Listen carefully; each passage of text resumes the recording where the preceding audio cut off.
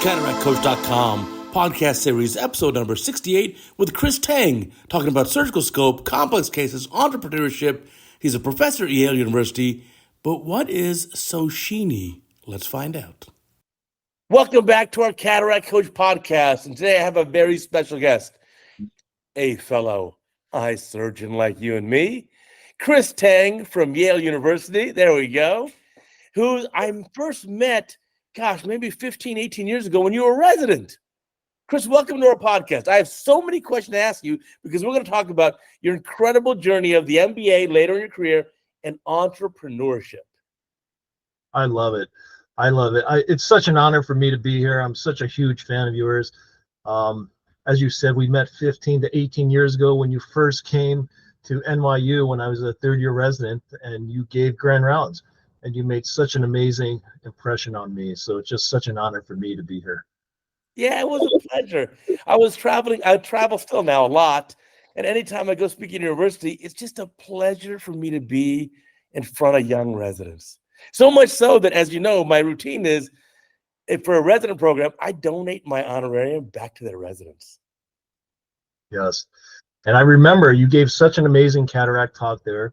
And you went in front of us and you said that you're going to donate the honorarium to the person who finishes number one on their OCAPs. Right. And I didn't win it, but what I did do was I was so inspired by you. And I was a third-year resident, and I said, I really need to learn from you. And I bought your Devgan forceps from stores, which cost $600 at the time. Oh. And I bought it with a 50% resident discount for $300, which is no small amount of money, but those forceps are so amazing. And I took it out of my tray in honor of being here tonight. Oh my goodness. You. And here it is, the Devgan forceps, just such a beautiful design. It's got this beautiful curve to it, and it's got the capsulorhexis markings, and it's got a square handle, which is amazing because circular handles spin too much in your fingertips. Right. So the square edge really adds so much, and I love it, and I brought it here to bless our podcast tonight. Oh, thank you. Well, you know, the funny part is I designed those when I was 32 years old, and I just wanted to design the instruments that made sense to me. So I wanted the capsulorhexis forceps to be cross-action, so when you open them, it wouldn't gape the wound. I wanted the arms to be very thin and curved, appropriately kind of mimicking the capsule. I wanted the tip to be sharp. And then I wanted them marked off at 2.5 and 5 millimeters from the tip, so that when I get the rexes done, I can always tell the radius and the diameter of the rexes. And they're made of titanium also that are anodized blue, so they never rust or they never go bad. Now, being a 32-year-old, I was dumber than a bucket of rocks, arguably still am. And Bausch & Lomb, or Stores Instruments at the time, said, hey, you know what? We'll give you a few free copies of this if there are no royalties. And I'm like, okay, no one's going to buy it anyway. I'm a 32-year-old, numbskull. I'll take the free instruments. Nice. And then the nice part was, though, that they really promoted them because they thought they were good instruments, but also they didn't have to pay royalties. So I still don't get any royalties from those instruments. Wow. But I'm happy to see other people enjoying what I thought at the time would be great instruments. Yeah, and this is lasted the test of time. This thing looks just like brand new, and I've had it since I was a 30 resident in 2008. So here it is. Wow. I took it out. I put it in the tray. All my residents use it. When it shows up in the tray, I said, I bought this. These are the Devgan forceps, original. And, it was just so inspirational for me to be there that day.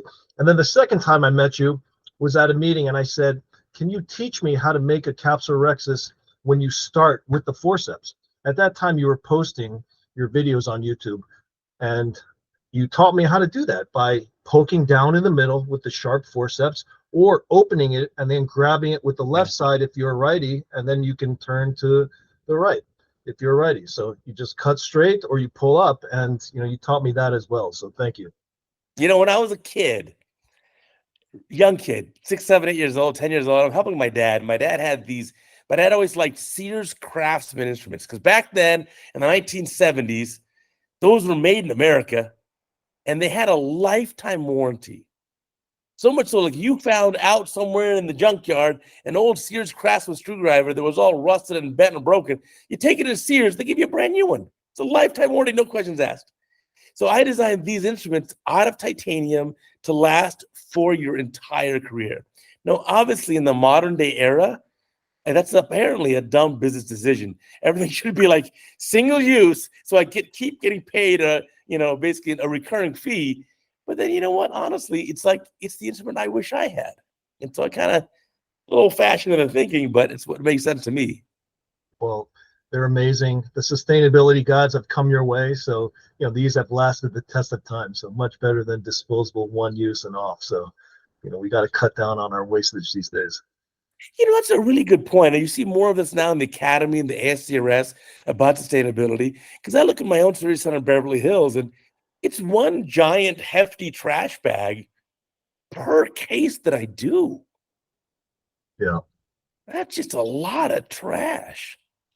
It's a lot. And, AAO and ASCRS are making a big push to cut down on all the usage. And I've looked at our trash wastage. It's just tremendous just for one case, right? And you've been international, I've been international as well, and we see that they reuse their gowns, they reuse their equipment, they just use alcohol in their gloves in between cases. They have patients with reusable cassettes and stuff, right? Because it's just water going in, not coming out. So technically there's no risk of infection. So, there's going to be a push for that. And, hopefully this country will do their best to cut down on the waste. It makes a lot of sense because I look back. Now, obviously, when I used to attend resident cases, going through a 500cc bottle of BSS is easy. And there's some residents who go through 2 bottles in a case. But when I look now in my own private surgery center in Beverly Hills, where, I'm doing a case in just a couple of minutes, oftentimes I'll use not including the primary of the machine, I'll do the whole case in 25 or 30 cc's of fluid. Yeah. Yet the bottle is 500. Yeah. So it makes you wonder, I could probably get 10 solid cases out of the one bottle if they'd allow it. But it's an unfortunate situation. Yeah, I think our hands are tied with that, but with other things, certainly, reusable products, we're going to be doing, or cutting down the drape size. I know that Dr. Osher is designing a drape, right? So it's just more conducive to cutting down on the material, and maybe they'll be making smaller bottles for efficient surgeons as well. Yeah, that may make sense. And also, I've switched over to, speaking of Osher, I switched over to diamond blades, and my side port / LRI blade is the Osher blade. And so those, I think I've used diamonds for 20 years. I just think I've saved 20,000 steel keratones or 30,000 steel keratones. It's crazy numbers. Nice. I have not yet switched over to diamond because we're using trays just in an academic center. So it's just the diamonds will kind of get beat up and lost then probably. But yeah, I mean, anything like that is helping in the long run. It's like, as a family, we compost, right? Anything makes a difference in the long run. So, and then when you start with little things, they become big things. So that's kind of my mindset. Oh, that's so true. When I moved into my house here more than 10 years ago, I started planting a bunch of trees. Today, I cooked food. I got herbs. I got some thyme and rosemary from my garden. I grow green onions there. I got some serrano peppers. I got a lemon off my tree. I just go in my backyard now. It makes sense. Yeah, what a joy. That's one of the joys that I have too, is gardening and going outside and growing our own things. And last year we got watermelons that we grew and we're able to. Wow. Yeah, that's amazing to go from seed to germination to watermelons. It's just such a joy to do that. So you could probably get that in California. Our growing season here is pretty short, but we're spoiled here. Now let's talk about this hat again. So I you gave me this hat, which I love. It's a baseball hat, black. For our listeners who are on podcasts and not watch the video, it's a black baseball cap that says across it, "Eye Surgeon" in script, and I love to wear it. And my kids, of course, say, "Dad, you're such a geek," but I love it. Tell me the story behind the hat. Oh yeah, thanks. So, oh man, the hat's part of my entrepreneurial type of journey, and I made this because I'm a member of the Surgical Scope Fund for the American Academy of Ophthalmology, and I became a member because I'm part of the Connecticut Society of Eye Physicians, and they put me up for the American Academy of Ophthalmology Leadership Development Program, which is an amazing program that brings people in state societies and specialty societies from around the country and brings them together for leadership development with the Academy. And it's because they were having dwindling leadership, people stepping up for leadership positions in state societies. So Deb Osborne, who you know really well, pulled me up from Connecticut, and I was able to get a spot there in 2019. So I did that program, and it was just such an amazing program. I met so many amazing people, and then from that program begets opportunities within American Academy of Ophthalmology, leadership positions and committees and stuff. So I got onto the Surgical Scope Fund because that's one of the things that I really, value is surgery by surgeons, right? There's a large push for other specialty like optometrists to get surgical and laser privileges of that sort. So Surgical Scope Fund is about the group advocating for state societies to advocate for patients and patient safety. So I was on that committee, and we were ideating on ways that we could fundraise for Surgical Scope Fund to get doctors to donate. So I said, why don't we make some really cool branded swag that says eye surgeon on it? Just something so simple, right? It could have been ophthalmologist, but we know ophthalmology is like a really cumbersome word. But I came up with this thing. I still can't spell it. I still can't spell it. Exactly. It's just so complex, right, for people to spell, and Right. it gets confusing for lay people as well. So I said, what are we? Well, we're eye surgeons. So why don't I put that on a hat? So I take that, and this is one of the later iterations, but the first iteration was with lobster font on a blue hat that just simply said eye surgeon, and it became so popular at the academy level. And if you're an eye surgeon, how could you not want one of these, right? And I love it. I designed it really nicely where it's got that trucker vibe, right? So it's not super formal, and it's got that Velcro in the back, and it's just really light to go outside with, whether you're playing tennis or pickleball or fishing or just walking outside. And who doesn't want to be branded as an eye surgeon when you are an eye surgeon? So it took off at the academy level, and now we have that every year at the Surgical Scope Fund booth. But that's really been like an important part of my ophthalmology journey as I advanced through these years of just being part of the Surgical Scope Fund and advocating for ophthalmologists and eye surgeons and for patients and for patient safety. Well, now tell me, where have we come from in the last, let's say, 10, 15 years in terms of surgery by surgeons, and where are we going in the next 10 years? Well, it's a really important point, because there are certain states, I don't know how many, where optometrists do have laser privileges. And in 2023 alone, that there were 11 states where there were optometry surgical bills going on. And in 2024, they told me that there's 14 states this year with surgery legislation. But the good thing for ophthalmology is that ophthalmologists have really rallied around this cause. They have a 91% win rate in ophthalmologists. They recently derailed an initiative in New Hampshire just this past month, actually. So they've successfully derailed 9 states this year in 2024, actually. So, ophthalmology is doing really well, because I think patients and legislators, they know that ophthalmology surgery is not easy. Like, we've done so many cases and have seen so many various things to I mean, as an attending at UCLA for 22 years, the complicated things that we see, right? So I think patients deserve the best, and that's why ophthalmologists have really stepped up to this cause. Oh, it makes a lot of sense. I mean, sometimes I think like you're fighting for for the non-physicians, non-MDs, non-DOs. You're fighting to get some sort of privileges, like to do these procedures. Do you know how humbling these procedures are? If you go to CataractCoach.com, you look at those videos.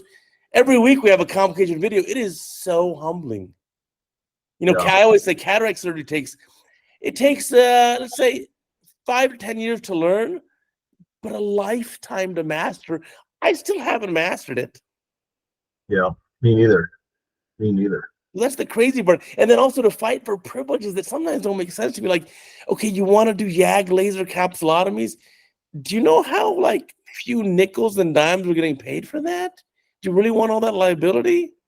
Yeah. The other thing too is like fighting to get like, well, we want privileges to like draw blood and administer vaccinations. I'm like, I want those privileges. It's tough. It's tough. Yeah. I mean, I see complications, difficult cases, doing resident cases. I mean, I tell my residents the cataract's like a box of chocolates. You don't know what you're going to get. You visualize what is at the slit lamp, right? But then what is it actually when you're doing the case, right? Now you're having a 3+ nucleus that's got zonular dehiscence and various things like that. So, just so difficult, but it's just so fun too. So at the same time, right? Right. I mean, but every time I think I'm such a good surgeon, I'll go to the OR and I'll get this case, and you start, and you're like, oh God, that capsule's wrinkly. And then the patient who's just under a very light anesthesia, hey, did you ever get hit in the eye? No trauma. How about an airbag? Oh yeah, last year I had a really bad car accident. Thanks for telling me. Yeah, right.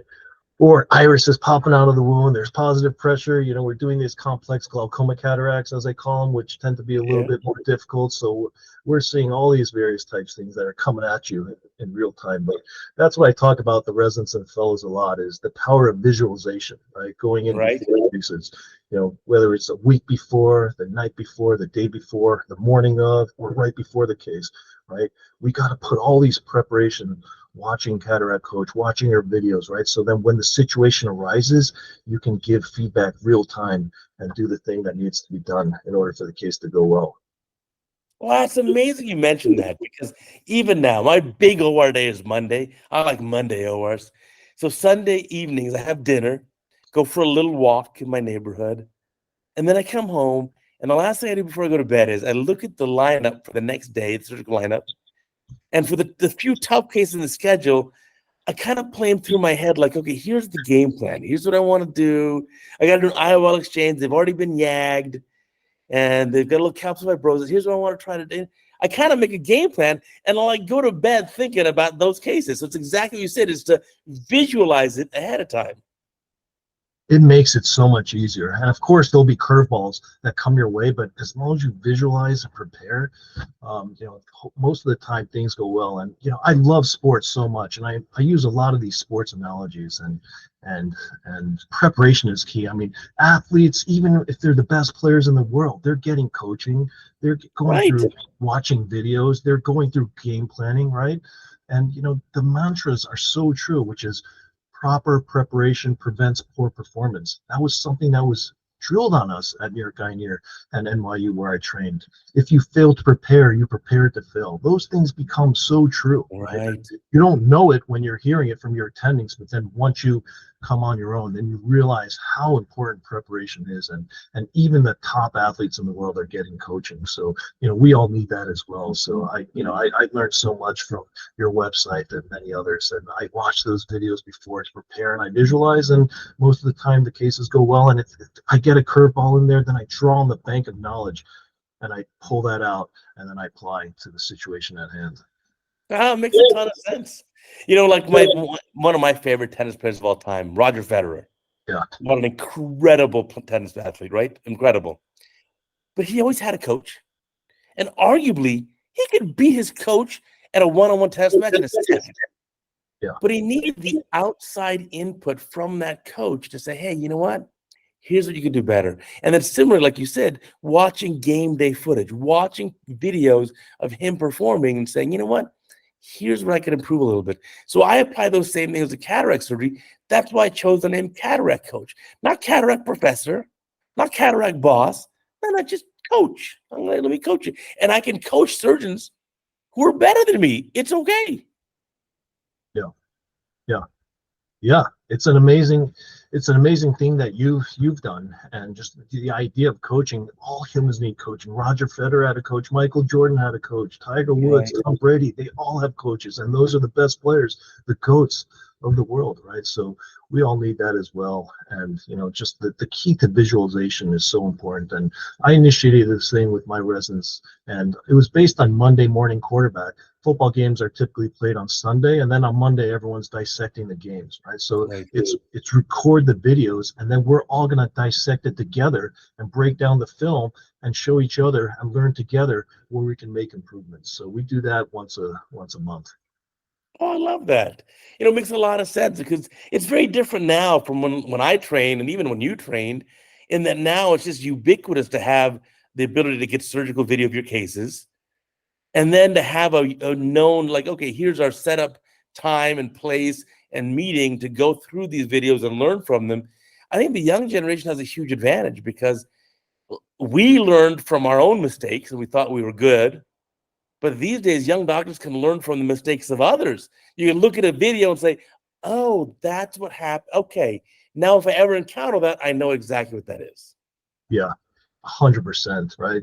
The internet and YouTube has just made everything so much more accessible. And remember the days of us where see one, help one, do one. Well, now it's watch one on YouTube and then do one, right?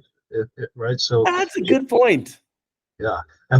And by the way, Uday, I want to tell you, I'm your YouTube fellow. I always tell people I watch videos on that I'm your YouTube fellow. So you're affecting people all around the world. Well, you're too sweet. Now you got to think of a good video because the day after your podcast, that is going to be on Sunday for your podcast. On that Monday, we're going to feature a video, whatever you send me. All right, love it, Think of something, and then I'll edit it down. We'll make it about 5 minutes. I'll even do the voiceover for you. Okay, that'd be awesome. It could be some glaucoma stuff, but I had some recent difficult dense cataract stuff as well, so it could be something. There's such an overlap now, cataract and glaucoma. And I mean, I'd argue with you, like the number one glaucoma procedure on the planet is cataract surgery, right? Because it lowers the pressure. And now MIGS is certainly, the volume of MIGS is way more than the volume of tubes and trabs. Yeah, absolutely. You're right. I mean, there's such an intersect between glaucoma and cataract surgery, and MIGS has just exploded. That's one of the research projects I'm working on with one of the students here, actually. And the MIGS, percentage of MIGS, eye stents comprise probably almost 50% of the glaucoma surgical market. The market has expanded from about 70 million glaucoma surgeries from about 70 million in 2011 to 2021. It's like $250 million. So it's expanded so much. Wow. There's about 220,000 glaucoma surgeries going on, and tubes are only 8% of those surgeries, and trabs are about 6%. The rest of it all MIGS. Yeah. Eye stents are 47%. Goniotomies are 17%, and I think trabeculotomies are like 14%. So MIGS is comprising all of that. And there's such an intersect between glaucoma and cataracts. And I agree with you. Cataract surgery, they showed that years ago, that removing the cataract decreases intraocular pressure. The treatment for angle closure glaucoma is to take out the cataract from the eye, right? So cataract surgery is the most important procedure, and glaucoma surgeons are getting some of the most difficult ones with the scenic pupils, with the positive pressure, with the exfoliation and the zonular dehiscence and stuff. So I remember going to a meeting, the American Glaucoma Society meeting, and the late, great Alan Crandall, who was such a role model for me. Oh, yeah, from Utah. Love him. Love Alan Crandall. Now we know who his most famous fellow is, right? Ike was Alan Crandall's fellow, and Alan Crandall said at the meeting, the glaucoma surgeon needs to be the best surgeon in the room. And I was a young surgeon sitting there listening to that, and I was so inspired because I was seeing all these difficult cases, and there are no layups, right? And you got to pull everything out of your data bank and apply that. There's a lot of half-court shots. A lot, right? You're doing a lot of 3-pointers and sometimes Hail Marys and such, and that's the nature of complex glaucoma surgery, which most of the time involves cataracts. Yeah, some of our younger listeners may not even realize that it wasn't always this way. And so, if you look back 25, when I was a resident, the late 90s, I finished residency in 2000. It was not this way. It was cataract and glaucoma were not on the same spectrum.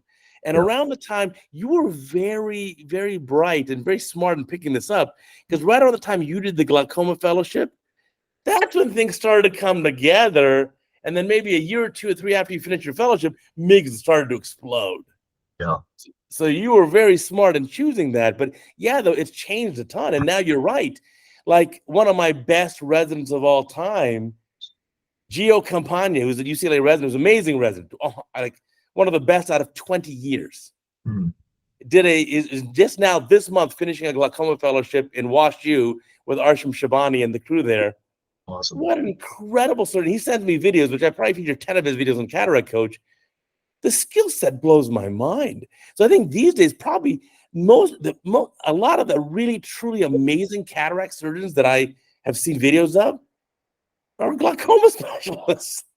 It's amazing. Arsham's a legend. He's one of the best. You know, he's pushing it at the glaucoma MIGS level, complex cataract level, and so much respect for him. Yeah, no, it's just amazing. But I think that's where it's come. Now it's like, okay, I see a patient with a you look at the patient, bad pseudox. You can see the AC depth is 1.5 millimeters until you lie them supine in the exam chair and you put that indirect on. You're like, oh, now the AC depth is 3.5 millimeters. Yeah. And then you look back there, they dilate to about 2.5 to 3 millimeters. It's a dense cataract. You look back there, their nerve looks pretty much cupped out.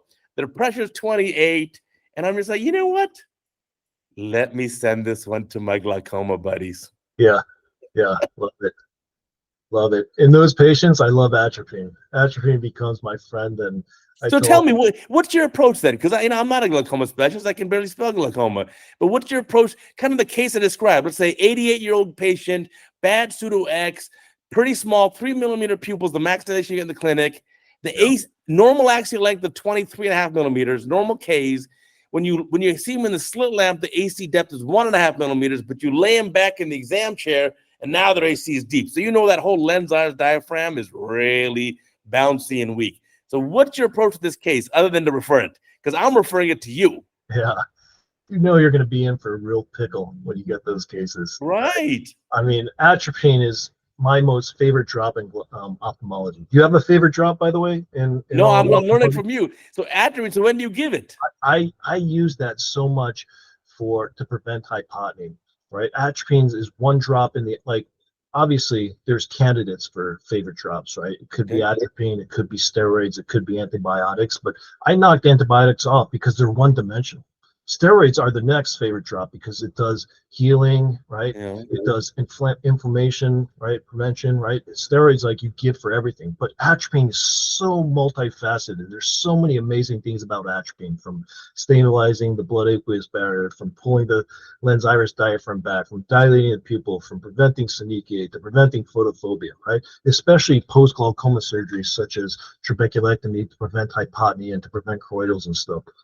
After you do glaucoma surgeries and you have hypotony, there's few things that you can do to raise the pressure, right? There's basically just viscoelastic injection at the slit lamp, right? Right. The other thing you do is atropine, right? Because it pulls everything back and it prevents the eye from imploding. I often use the word imploding to my patients because I want to try to get them to understand that low pressure is bad too, because that pressure, we don't want the eye to involute itself and cause choroidals, right? And that's oftentimes what happens in glaucoma surgery. And it's such a fine line between what we're trying to do, which is taking a pressure that might be 14 and trying to get it to 10. But when you try to get it to 10, you could end up at 6 or 4 or 0, right?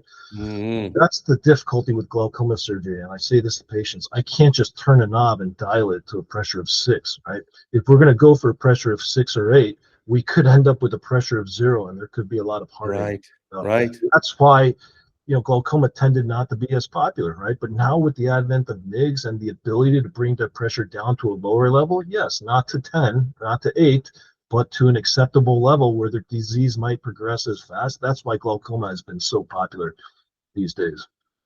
Yeah, it's just changed a lot. It's quite an amazing field now. And it was so excited to see where it goes in the future now.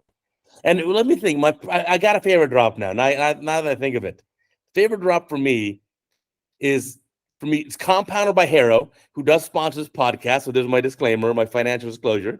But it's their Pred Moxie Bromphenic, all in one bottle. Oh, that is nice. It's what I use for post-op drops. And the best thing about it is, number one, is patient compliance, because everything's in one bottle. It's so easy. And the second thing is, I buy it myself and just give it to the patients free. Oh, nice. Okay, so the number of pharmacy phone calls I get is 0. No pharmacy phone calls. Nice. No pre-authorization, no fill out this request, nothing. That is very good. I wish I could. For that reason, I love it. We're still using 3 separate bottles after cataract surgery. We haven't moved completely to dropless. But yeah, antibiotic. I'm not doing droplets, but I'm doing one bottle with 3 meds in the one bottle, and I just use it's Pred, Moxie, and Bromphanac in the one bottle, and I use it TID 3 times a day for 2 weeks, and then the instructions are just 1 time a day till the bottle's empty. Nice, that's great. And I'm a happy camper and 0 pharmacy phone calls and obviously good efficacy. You can see I dodged your question on what to do with that case nicely. Yeah, no, okay. Oh, thank you for bringing it back up. So what are you gonna do with that case? Because I'm sending it to you, and like the nerve is cupped out 0.9 plus, and the pressures are like high 20s. You got to do something. Yeah, and it's one of those cases where you make a paracentesis, and maybe the iris goes completely to the wound. Once when you make a para, and then you know you're in for a real pickle. But right. You're keeping it with viscoelastic. In those cases, I like to, I like to use a Malyugin ring to dilate the pupil. Right. Okay. Either use that or iris hooks, and then you see if you need to hook the capsule. Right. The capsulorhexis hopefully will go smoothly. If it doesn't go well and you have a lot of zonular dehiscence, that's when I say use a punctate jab kind of maneuver, right? Because when you're doing the capsulorhexis and you can see the striae because there's so much zonular dehiscence, you can't just pull at your normal speed, right? Because it's not pulling because there's no counter traction because you have zonular loss. That's when you have to use this punctate jabby type maneuver to kind of shear the capsulorhexis because you're not having a lot of counter traction with the zonules. Right. So hopefully, so you've done that many times, and hopefully you make it around in a confluent manner. And then if you need to hook the capsulorhexis, then you do that with either the MST capsular retractors, the McCool style, or even just capsular hooks if you only have those on hand. And then try to hit the hydrodissection real well. And I really like to do vertical chop in these cases. Yeah. I think vertical chop is the most important procedure for people doing dense nucleus, right? Because that saves so much shearing of more zonules, actually, right? And one of the things Alan Crandall always talked about was the hurricane technique to take out the cortex, cortical removal, so you're not pulling more zonules. And of course, then we put in capsular tension ring, and then hopefully you don't get more iris coming out of the wound when you're hydrating the wounds, right? But then you'd probably always do some, mixed procedure with this also, right? Yeah. We like to pair that with, one of the trabecular meshwork bypass stents. If it's, just mild to moderate, then we're using more of the eye stents, and then we'll progress to hydrous. I think of a stepwise approach, right? So you start off with the trabecular meshwork bypass stents. You start off with eye stent, then you're going to hydrous, and then you're going to either the ab internal trabeculotomy type procedures using an omni or a GAT, which is threading the suture in the canal, and then you can also do a goniotomy as well. So I definitely like to pair it with those. And I taught the patients about doing a stepwise approach. There's no problem with doing that. We'll take it step by step, and then if we need to, then we'll do one of the larger procedures. Then we're talking about either a Zen, which is a microinvasive bleb surgery, or then doing a trab or then a tube. But that's the beautiful thing about glaucoma these days is we have many options. So we just had a video on CataractCoach about the PreserFlow. I don't think it's available just yet in the US. Yeah. But the video was from a European surgeon. That looked pretty cool. Yeah. If you can get no hypotony with PreserFlow, which I don't know because I haven't done it yet, but that would be a beautiful thing, right? But pressure lowering is still the key in glaucoma. Hopefully there'll be some other things in terms of vitamins or some type of neuroprotective. Neuroprotective type things in the future. But as of now, lowering the pressure is still the mainstay for glaucoma. Now, let me ask you another question when it comes to cataract surgery and some of these pseudo-XIs. Now, there's a debate, and I don't know what the right answer is, but how do we determine in a pseudo-XI, should I put a CTR in a capsular tension ring or not? Now, I'm not talking about focal zonular loss. I'm talking about that pseudo-X patient who, it's not terrible, but just kind of overall bit of zonular laxity. Does it make sense to put in a CTR?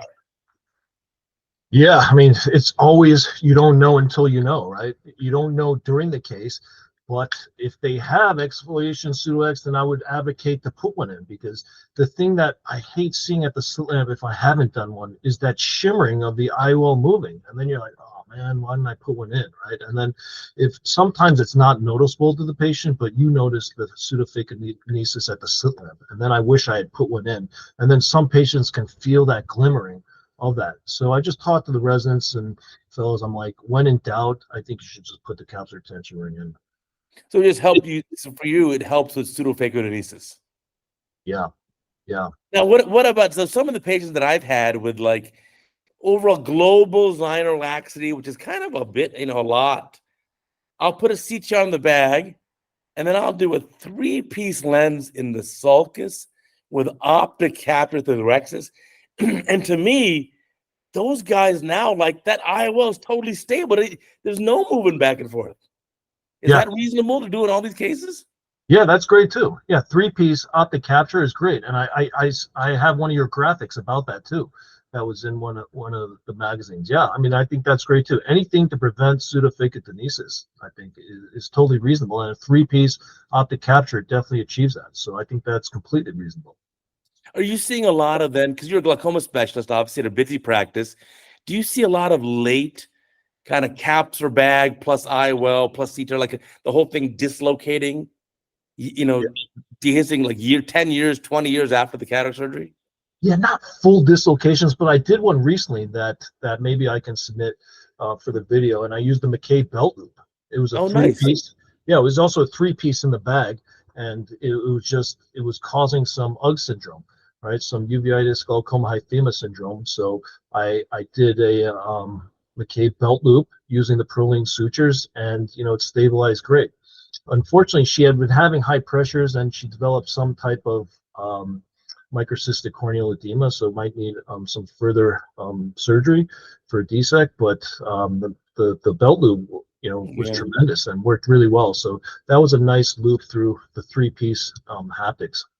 Well, if you want good DSEC and DMEC videos, they're on Cataract Coach, and you'll laugh when I tell you, why did I have all these DSEC and DMEC videos? Because that's how I taught myself how to do them. I watched other people's videos. Like there's a young corny guy out of University of Chicago, Peter Veldman, who's a genius with DMEC.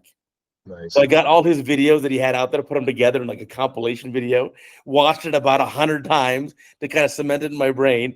And then I started doing it with the residents. And they're like, this works really well. Nice. And so then I started teaching the residents how to do it. That's amazing. So if you want to learn how to do DSEC, DMEC, honestly, it's not that hard as long as you watch some good videos. Yeah, I mean, anything's achievable with videos, right? That's how I learned how to do a lot of home improvement stuff in my house and gardening and cooking and stuff. You just, turn on YouTube and fire it up, and then, you're changing electrical outlets all of a sudden. You know what? There's really a lot of truth to that. It's like one of the most important, or at least lessons I try to teach residents is your residency does not teach you all the answers. Your residency teaches you how to learn. The residency will give you the basic building blocks, and then it'll teach you how to learn. And then in your future, you'll keep learning. Because just imagine if I stuck with what I was taught in residency. There was no MIGS. There was no lamellar corneal surgery we talked about. There was no anti-VEGF. There was no OCT machine. It was a different world. So all these things I learned afterwards on my own. Yeah. Yeah, and you've said that on your previous podcast. The only thing that's constant is change, right? It's so true. It's true. And it's something I also feel for these young residents these days, because they learned everything that I did in ophthalmology residency, plus all the things that have been discovered in the last 20 years, which is arguably more than I learned. They're looking at more than twice the volume of learning in the same amount of time. Wowza. Yeah. Yeah, they're tremendous. They're tremendous. But think about what they're going to have to learn too, right? It's just like, just when you think everything's been invented, there's going to be something else, right? It's just something else and something else coming. It's almost hard to believe, right? But like, wait until robotic cataract surgery comes out, which you've talked about, right? Like, sure. I mean, that's going to come. Da Vinci for cataract surgery. I mean, it's inevitable, right? So, it's hard to believe, but, it's going to happen at some point. Right. Speaking of thinking of new things that are coming, let's talk about entrepreneurship, because here you've got a very big horse in the race. And what I like most about you is you did what a lot of us other fellow ophthalmologists think about, which is like, can I already after doing my ophthalmology training, can I go back and do an MBA? And you did a MBA from Yale. So obviously, yes, you can do it. Tell us all about that. Oh, would love it. Would love it. It was such an amazing experience for me. And by the way, I went to University of Chicago. You brought that up, and I was an economics major in Chicago, and so business was always in the back of my mind. I ended up doing ophthalmology, but it was always there for me. And Well, University of Chicago, not only a great business school there too, yeah, undergrad, and of course, obviously the MBA program. But isn't like the slogan of University of Chicago, where fun goes to die? yes, sir. Yes, sir. Yep. That was That's an intense group of people. Yep. The intense group of people. When I was there, they came out with the top 300 party schools, and University of Chicago finished number 300 behind West Point, Air Force, and Navy. So that's what's going on there. So You obviously, so from a young age, from being 18, 19, 20 years old, you obviously had a business interest. yeah, I had a business interest, and then but medicine was always in the back of my mind, especially ophthalmology. My grandfather was an ophthalmologist, and he came from China in the 1940s and was working as a researcher at Manhattan Eye and Ear and Throat Hospital. So Wow. he was an ophthalmologist here in the 1950s, and he did some important work using the electron microscope, and he did a paper in the 1950s discovering the basement membrane of corneal epithelium, and that was published in AJO. So he did a lot of important histological electron microscopy work. So it was always in the back of my mind. My late dad was a dentist, and then it was always in my mind, of ophthalmology due to my grandfather's influence. So I did econ at Chicago, and then I thought that I'd do econ, and then eventually I just ventured into medicine, and I applied to medical school. And during medical school, I started applying for summer internships after my first year. And I was sending out emails to all the doctors in New York, and I got a spot doing research with Dr. Robert Rich at New York Eye and Ear. So he accepted me to be the summer medical student. And of course, he was a world famous glaucoma specialist. That's how my interest in glaucoma developed. And he put me on this project called, and we eventually published it. It's called The Effect of a Tight Necktie on Intraocular Pressure. So I don't know if you've heard of that. It got published in BJO in 2003, and basically it was my job to get everything going on that project. So I did the protocol, did all the patient identification, collected the data on the patients, then ended up doing the analysis and writing it up. And it was such a pivotal experience for me, being a first-year med student, stepping into the world of ophthalmology, literally not knowing anything. I didn't know timolol, latanoprost, any of the lingo of ophthalmology. I had just finished my first year and hadn't even done pharmacology yet. So, it was such a pivotal moment for me. I was with Dr. Rich, Dr. Jeff Liebman, Dr. Celso Tello at New York Eye and Ear, and was working with so many great fellows and residents at New York Eye and Ear. So that was a pivotal moment for me. And then I ended up, matching into ophthalmology at NYU, and then doing glaucoma fellowship with them at New York Eye and Ear. And then I joined them in practice. Wow. And, that was like an amazing, moment for me when I joined in practice, to be like the med student there, not knowing anyone, to then working with them, and then moved to Yale in 2014. But the little project that could, the effect of a tight necktie on intraocular pressure, Doximity recently came out with their top 10 ophthalmology articles in history. They did a calculations, and they used altmetrics popularity scores, and that effect of a tight necktie on intraocular pressure came in number 8 in their top 10 articles of all time. So I literally fell out of my chair when I found that out.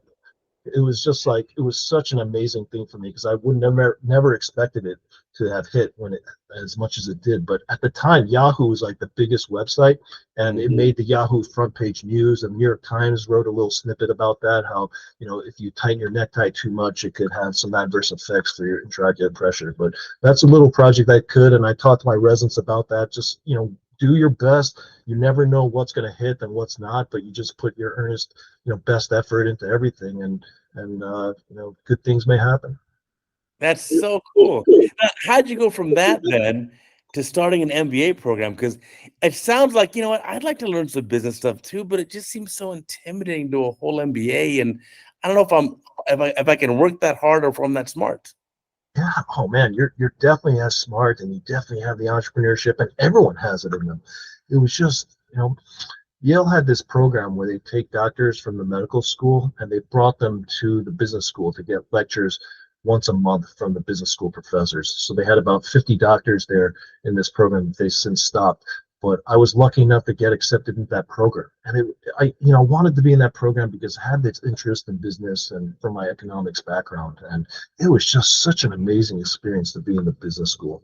And this is when I realized that I think medical schools are doing it wrong, because medical schools, they don't make you go to class, you can read the transcripts, and they don't teach you anything about the soft skills that business school is teaching about. Soft skills being leadership, management, how to work in teams, how to interact with people, how to educate, different styles of communication, right? Med school, you're learning all the science basics like biochemistry and glycolysis, but arguably none of those things we use now in our day-to-day, right? Like, how much of our medical school first 2 years are we actually using, right? Maybe pharmacology, because we have to know what a beta blocker is, but really none of those soft skills. But that's what business school is all about, right? And then third year of medical school hits, and then you get thrust onto the wards, and then you have to learn how to work in teams, and you didn't get any curriculum on that. But business school, you get put into the group, so it's so geared to working with teams.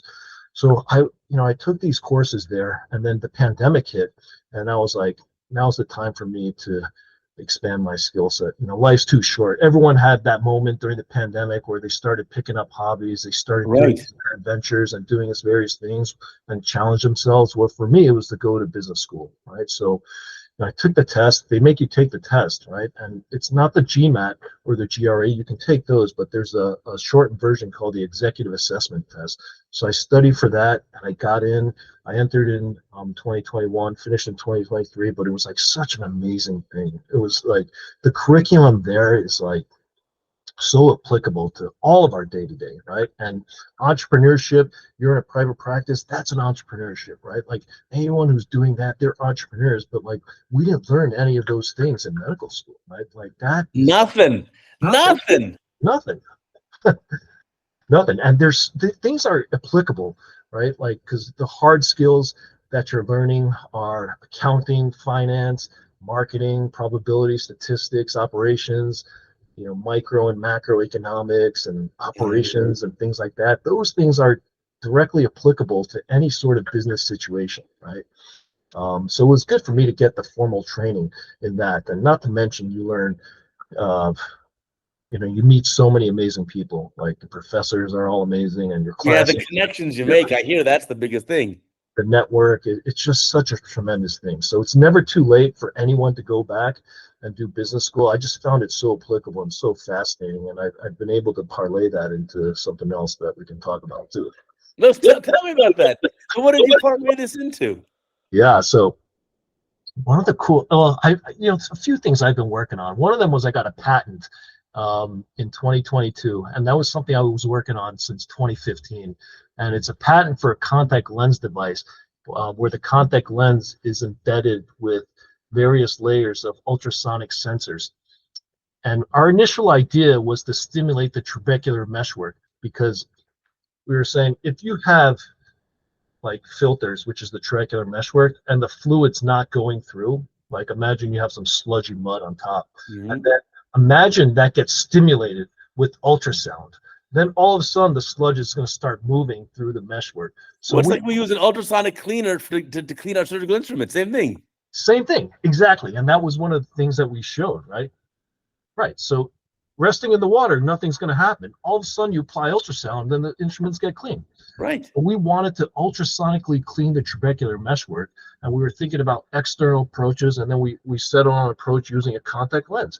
So then we came up with the idea, we pitched it, and our university wasn't interested, and they said, go ahead, do it on your own. At that point, you're faced with, should we go and do it on our own, or should we just give up, right? So we chose to do it on our own, and it was such a journey of ups and downs. And we finally got it approved in 2022. So that was like one of the cool things that I was working on, and trying to bring that to market as well and develop a prototype. Because if we can find a way to stimulate the trabecular meshwork, that would be amazing as an external approach medically to treat glaucoma. But the brilliant thing was, instead of calling it a glaucoma device in the patent title, the title is Sonic and Ultrasonic Contact Lens Apparatus. So it was removed from glaucomas because ultrasonic energy is having so much applicability in all sorts of treatments in the body, from liver, from brain. So now you can ultrasonically stimulate any structure in the eye using this contact Oh, lens, wow. not just for glaucoma, right? There could be nanospheres where you stimulate with ultrasound that release certain things in the eye. Who knows, right? Maybe, you can use ultrasonic stimulation of the retina for some, disease pathologies that, we haven't even, thought of how to treat yet. Oh, that's awesome. I Yes. love the idea. Now, you also thought of some business ideas outside of ophthalmology. Tell me about those. Ophthalmology. Wow. So I took this amazing elective called Entrepreneurship and Consumer Products. And it Okay. just happened to align with my schedule. And the professor is this woman named KJ Miller. And she started a cosmetics company named Mented Cosmetics. And she went to HBS, Harvard Business School. And the first class, she taught the case that Harvard Business School wrote about her. So how mic drop baller moment is of that. Wow. Yeah, and that class was basically saying, we're going to teach you how to take a product from the beginning to the end, right? You develop the product and then you bring it to market. And that was our final project. We had to pitch our product. And I submitted my project, and I was one of the 3 people to present in the class. And basically the product was a shiny bag that I had developed for our glaucoma symposium here, and it got so much great feedback. And the reason I did that about 4 years ago with this shiny bag was I said that I really dislike the conference bags that they give out. We've all been to conferences. They give out these flimsy bags that hold up, and they've got everyone's logos on there and labels, and you don't want that. And tossing it, and what a waste, right? So I wanted something that was really fashionable and stylish. So I made this conference bag, and it got so much like amazing feedback and positive vibes from the conference attendees. So when it came time for me to come up with an idea for my final project for this class, I used that conference bag as my MVP, which is minimum viable product. And I got feedback from the class about that using surveys and stuff about pricing, about marketing, about brand positioning. And, they gave me a lot of great feedback on that. So I took that, and then I found a supplier to make my version of the bag. So I designed a bag, and I needed an inner pocket and such to hold your stuff. And I found someone that was going to work with me. And it's really hard to do that because when you work with these companies, they need an MOQ, usually of 500. And MOQ is minimum order quantity, right? So you need to find someone that's willing to work with you and to iterate on your design. So I found someone that was able to help me out, and they made this product for me. And then I tested it out using family and friends, and they made some suggestions on where I could make improvements. And then I put in another order in for a set of small bags and big bags. And, they really became popular. And, since then I'm trying to scale that up. And I started out with glamorous gold that you may have seen. And yeah, I like the gold. It's shiny, like almost metallic sheen gold, but it's yeah, a fabric type of bag. And we'll yeah. see, pull one up. For those who are watching our YouTube version of this, you can actually see the video here. There's the bag. It's beautiful. Here's silver. Oh, wow. This was my silver bag. So if you look at this, imagine walking around a conference with this. Yeah, a lot of attention. Yeah, it was such a popular bag. And then I said, I need to iterate on that. So then here we go. So for those listening on our audio podcast, it's basically like a shoulder type bag that you get at a conference, except it's made out of like it looks like a gold foil material, shiny, reflective, beautiful, very eye catchy. Yeah, and when you carry this around, it generates so much feedback from just random comments. Nice man bag, love your bag, shiny bag, and so then in developing the name, I had to think of a name, and this is the name I came up with. So sheeny, so shiny, so sheeny. SOSHEENY, SOSHEENY, so sheeny. Yeah, do you have a website? Send me the link. I'll link it down below for all our listeners and viewers. You can check it out. Oh, would love that. SoSheeny.com. I'm working on different colors right now. So gold was my first one. We got the small size and the big size. And the big size, by the way, is because I was doing so much food shopping and I just wanted to look good when I went to the store. I Right? love So it. That's like Costco size. if you can put everything in here, when you go to the gym, you can throw all your stuff in here. When you go to the beach, you can put all your stuff in there. And that's one of the other things I learned in marketing is come up with some good slogans. So I came up with store to the shore, exude your vibe, and versatile glamour. And we've got the website up, and that was just such an amazing journey for me to be in that class and then to pitch that and then to present that in front of our entire class. And these are all smart business school students. So I was just like honored to be up there and presenting. And the professor KJ was just such an amazing professor for me. And I learned so much in that class about, just entrepreneurship and creativity. And, I took this other amazing class on creativity itself, and that helped me really ideate on these ideas. And that was the thing that I realized about medical school is like medical school is relatively cookie cutter, right? We weren't getting Right. a lot of opportunities to kind of flex your creative juices, right? Because you had to do things in a certain way. So, I'm not saying that, doctors got stifled in a way, because there's plenty of innovation going on in the doctor space. But if we want to make a generalization about, business school or medical school, those were some of the things that, I kind of thought of. So business school at this level just really helped me, ideate and come up with different ideas. And in that creativity class, this is how creative it was. The final project was do anything creative. Wow. Hand in anything creative, right? So the professor said he usually, at one point when he first started teaching the class, it was like draw a painting or draw a picture and stuff. And then he realized that's stifling creativity. So hand in anything creative. Some people did their architecture thesis, other people drew paintings or short stories and stuff. And I basically said, I'm going to make some Instagram, YouTube type video that I'm seeing everyone else posting, because I started posting on YouTube in 2009 on glaucoma vids, some glaucoma surgeries, but I hadn't really broken the third wall, which is talking to the screen and stuff. So I said I'm going to do that. So I made this Instagram type video that I posted, and that was the final project that I handed in. In fact, I just saw one of your glaucoma vids. So it's YouTube and the channels of glaucoma vids. I looked it up, 700,000 viewers. You got about 100 videos. And the most recent one I liked was you shot it, first of all, not in YouTube format, but in TikTok format, so the vertical format. Yeah. Basically the proper way to needle a bleb. Nice. So Yeah. I actually watched your video. Nice.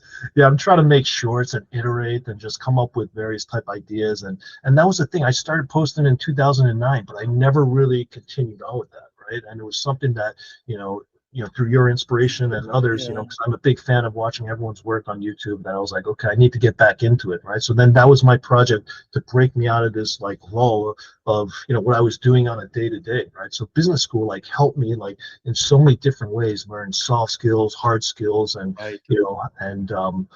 and that was one of the things that KJ said, our careers are multiverse, right? It was such a great word to use for her as, multiverse, right? I mean, we can take care of our patients on a day-to-day level. We can be great teachers to our residents, but it doesn't just have to be for that, right?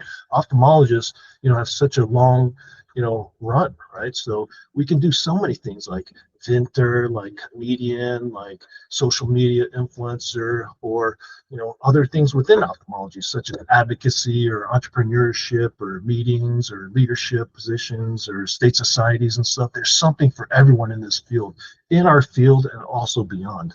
And that's something I've emphasized to our residents is the concept of total ophthalmology. It's encompassing all these things. It doesn't have to be just surgeries or research or clinical care. It's like everything. That's such a great point, because we think of ophthalmology just like, okay, this is this fixed thing. We go to clinic, I do the OR, it's just this, but there's so much outside of that world. It's still ophthalmology. And the other thing that I realized too is that there's a role for everyone. I think I'd say, you know what? Leonardo DiCaprio, Brad Pitt, Jim Carrey, they're all actors, very famous actors, Tom Cruise. They don't go after the same roles. They don't have to have the same personality, the same character. They can be themselves. And so similarly, I don't have to emulate anyone else in ophthalmology. I can be my own dorky self, and that's okay. Yeah. And then I also realized that the success in social media, I also have videos on YouTube. If you look carefully, I have videos 20 years ago, in 2003 and 4. when YouTube just came out, and they're low def videos. They're kind of embarrassing to watch. And I operated with 2 left hands. But the key for success truly was just a new video every day. It's the key to all this stuff is content. And the way I think of it is like, if the New York Times comes on your desk today, and tomorrow's the same issue, and the next day the same issue, you're bored. You gotta have new content every day. And that's arguably the hardest part of it. Like, we're having fun right now, but I know after our conference call, after this podcast, I gotta crank out at least a handful of videos. So it's just like, it's constant work.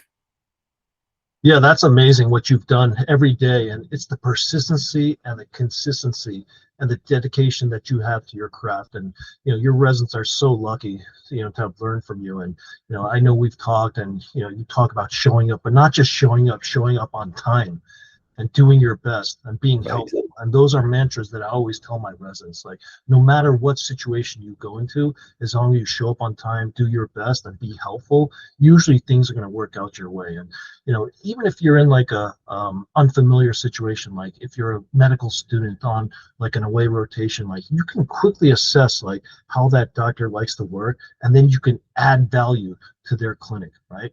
It doesn't have to be monetary value. It can be little things. Like, we know where people can help out in our clinics, like turning off the light, cleaning the slit lamp, swinging the slit lamp back and forth, right? Like doing various things, bringing the patient in and out of the room. Like, if a med student was with me and they could quickly assess and start picking up on those things, that would be so much value added, right? So that's something I tell them, like, for my students, is just think about ways you can help and be value added to the clinic. And that goes for residents as well. Like, helping patients in and out of the bed, like following up and, making sure all the paperwork's done and calling the patient, things like that. You do those little things and it translates into big things. And then it becomes like your way, right? Because that translates into every rotation that you do, and that excellence begets other excellence. But then sometimes I think I'm just too old school. Maybe I'm such an old fart and I'm of the old generation. Like, I would tell residents in the past, hey, I'll see you tomorrow in the OR at 7 o'clock, not 7:01. And then when they'd come at 7:05, it's an issue. Yeah. But maybe this generation just doesn't think the same way. Maybe this generation says, like, what's the big deal? I put a video up on YouTube where a senior resident in the USA who's done 200 plus surgeries, sends a video in for evaluation. And I thought it was really, really poor surgery. From draping those terrible eyelashes on the cornea, the whole case, can't keep the eye in primary, not understanding how to handle iris prolapse. I mean, the case was a mess. And I gave the feedback, the verbal commentary, like I always do, CataractCoach.com.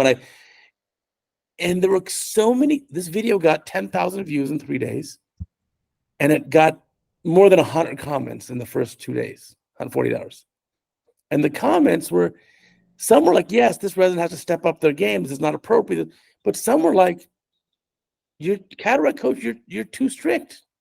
You're being too, so much so that I left the video up, but I replaced the entire voiceover, my commentary, with a Mozart track of just music.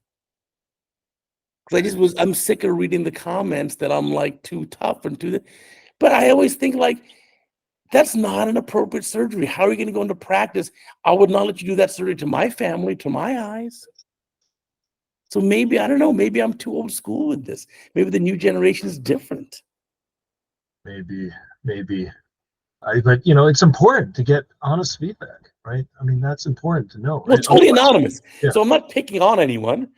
The person who sent me the video, I literally don't know their name, don't know their gender, don't know their age, don't know anything about them other than you're a U.S. resident on 200 FACOs, you're graduating residency in a week or two, at the end of June, here's my video. That's literally all I know.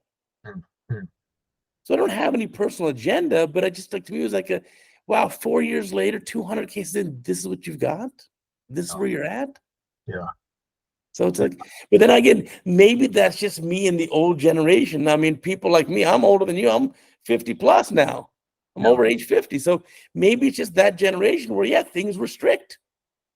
And as opposed to now where it's like, no, you did a good job. Here's your pat on the back and here's your participation trophy. Yeah, the feedback sandwich is a real thing, right? So that's. Oh, tell me about that. That's a funny one. I heard this recently, but please iterate it for our audience. Yeah, it's like you start off with some really nice pleasantries, then you give one, commentary, and then you say you're the greatest thing ever. So it's the you sandwich it between, yeah. So yeah. Yeah, the way I heard it was, it's a poop sandwich. There's a slice of bread of all good things, and you're so sweet, and you're so good, and you're so this, and thank you, and then a big pile of poop of here's all the problems you have and all the things you did wrong, and then you end it with the other slice of bread, which is like, oh, and you're so sweet, and you're so kind, and thank you very much. Yeah, exactly. Except the small layer of poop in the middle. The big and bigger bread. Yeah, exactly. Well, I don't know what the answer is anymore. So that's why I took the audio commentary off that one. I'll be far more reserved in the future now. If that's the amount of grief I'm going to get, I'm like, hello, people. Yeah. Well, at the end of the day, your videos have helped people around the world, and everyone is your YouTube fellow just because it's making such a huge impact worldwide. So congratulations to you, and that is your own entrepreneurial mindset, which is just crush it, right? So it's amazing. Yeah, it's fun. I think all ophthalmologists, in a sense, we're all kind of entrepreneurs. I mean, every ophthalmologist I've met ever has been super smart. That's why you're in ophthalmology. You're super smart. You're hardworking. And so, yeah, it's kind of normal to have that entrepreneurial spirit, at least in some regard to something. Yeah, absolutely. Absolutely. Like all the private practitioners out there, they're entrepreneurs. They're doing it, right? They're making it happen, right? For their patients, right? All the social media influencers, they're doing it, right? The comedians out there in ophthalmology, right? I mean, it's amazing. Oh, that guy is awesome. Glaucoma Flecken. Yeah. Will Flannery. I would love to have him on the podcast. He is hilarious. I know. Unbelievable. Yeah. Right. They're doing it. It's just so amazing to see all the ophtopreneurs out there who are just crushing it. Yeah, I think it's in our blood. And I think it's important for us too. Listen, in the era of declining reimbursements, in the 20 plus years I've been in practice, I haven't seen the reimbursements go up once ever. Yeah. And if you want something sobering, I heard this at one of these big meetings. They were like, some ophthalmologist said when he finished his training in like 1989 or something, whatever it was, you had to do 6 cataracts to buy a base model Ford F-150 pickup truck. He says, and today you have to do 200 or 160 phaco's at Medicare rates to buy a base 150, Ford 150 pickup truck, whatever the numbers were. It's crazy. It's like been devalued by a factor of well over 10, if not 20 to 1. Exactly. That's why we got to support our ophthalmology advocates at the Surgical Scope Fund and OpPac, right? So, they can go to Capitol Hill and advocate for the profession because, as they say, if you're not at the table, then you're being served, right? So it's important for ophthalmology to show up. And I've been going to a mid-year forum every year to help advocate for ophthalmologists. And I went this past year as well. And there's more and more people just showing up, and they have the advocacy ambassador programs, right? So many passionate residents are showing up and just advocating for the profession. So thank you for bringing this issue on your platform. No, for sure. I think it's important. I think it's a very important issue. So, but anyway, I love your entrepreneurship stuff. I'll link the down below if you want to get one of those bags. I have 2 of them. Thank you. Those are amazing. That's the big one is my Costco bag now. The little one's my Trader Joe's bag. Love it. Love it. You're going to get a lot of comments, especially in the neighborhood that you're at, right? So that's gonna flash for sure. Yeah, what you got to do is I got to put a little tag on them to say the website name, so when people see it, they're gonna go, I want one too. All right. I'll work on that. The website's up, and trying to get more colors. Imagine that in pink or purple or green or black or silver. Right. No, so, I like the gold one, man. The gold, shiny gold is beautiful. Nice. Fantastic. But Chris, I want to thank you so much for doing our podcast. I learned so much from you. I love your spirit, love your entrepreneurship, love your advocacy, love your passion for learning and for teaching. Such a pleasure. Well, again, we'll have all the links down below. And again, thank you. And yes, you can also get an eye surgeon cap. I'll put mine on too. So when you see Chris at the AAO meeting coming up in Chicago, look out for the Surgical Scope Fund, and you can get your own hat too. Yes, sir. Thank you so much. It's my true honor to be here. I've been following you since you came to NYU, and you changed my career. So thank you so much, Cataract Coach. Oh, my pleasure. And I want to remind our viewers and our listeners, remember, we got a new podcast every Sunday on Apple, Amazon, Spotify, Google, YouTube, anywhere you find your podcast, you'll find the Cataract Coach podcast. Just search for Cataract Coach or for my funny name. And we still do a new Cataract Coach video every single day. So until next week, we'll catch you later.